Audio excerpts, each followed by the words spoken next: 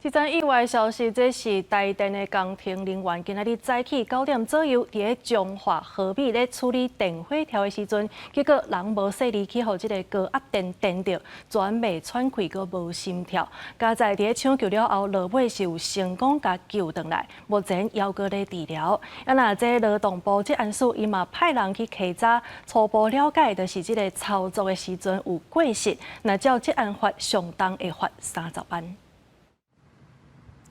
台电工程人员当伫高空车顶作业，暗过雄雄传出真大声音，阁憋出火星。这个工程人员当场电一个失去性命迹象。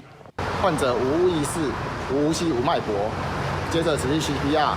然后过程当中 AED 电一电击1次。目前心跳、血压是有恢复正常，不过意识不清啦。好在这个工程人员紧急送医有救倒转来，目前也搁伫观察治疗。日早起差不多9点，30外岁姓纪的台电工程人员，当伫中华河美这个电火条加装保险丝的线路开关，暗过好亲像这个过程有疏失，地书颠倒，附近的民众嘛踹一个。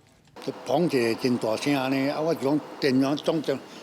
总失去啊。这支电火条出现明显小过分热，台电人员回动劳动部这案事查这个原因，初步判断好亲像是外口保险丝的开关保护挂无安装完成，工程人员阁无弄绝缘手套，阁有时间才抵数这个意外。绝缘手套脱掉的状态下，又去做这个电气作业，那因为这样子而发生感电的事故，治安法的规定是要在你要做电气作业要